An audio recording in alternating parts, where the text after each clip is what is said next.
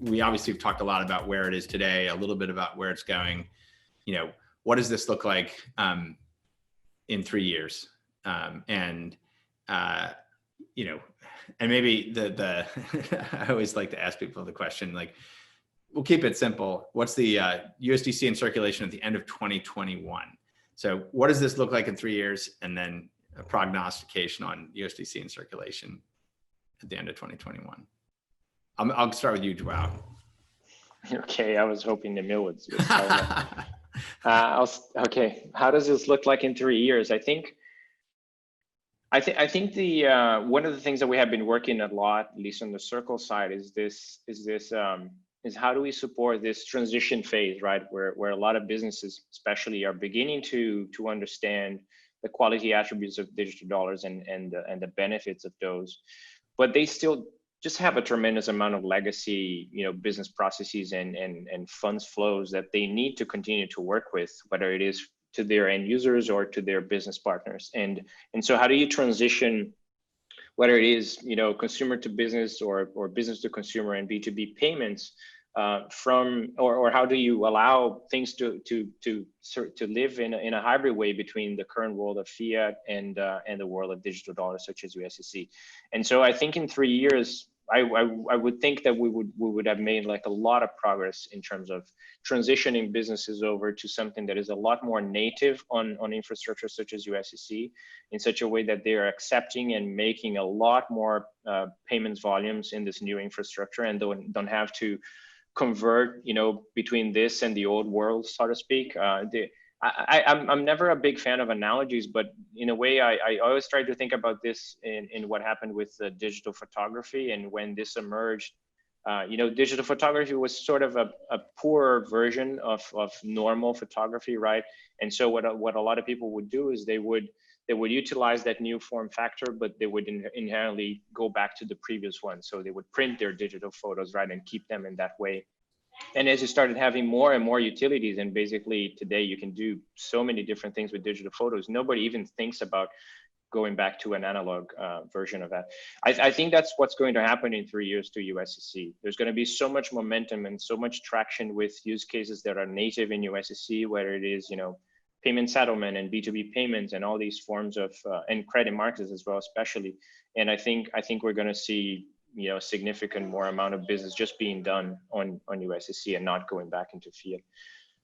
Prognosis, did you say for the end of 2021? 2021. I would. You could take the weekly run rate right now and just extrapolate. Yeah, that. I think easily we gotta be able to do a 10x by the end of 2021. So I would expect something like 15 to 20 billion at least. In terms of size. I like that. All right. Nemil? So I agree with Joao. I think one big vision to me for USDC is that we move companies, tech-savvy companies, let's say in Silicon Valley, from the traditional finance stack to a USDC or crypto intermediated finance stack. So I think that's one clear-cut opportunity. Very much agree with you, Joao. I think the other things that I find very interesting, Coinbase has invested and grown a lot in terms of commerce, and has been opening up in more and more geographies. And I think the opportunity to do worldwide remittances or commerce is another really critical use case that'll be on the retail end. The third one is that we've seen DeFi, and in a lot of ways, DeFi, they're a mapping of what we see in the current world. So I call it kind of like finance 1.5. They take things we've seen, a bank, an exchange, and map it into a primitive. And I think the quote that I love from a friend of mine is basically lean into weirdness.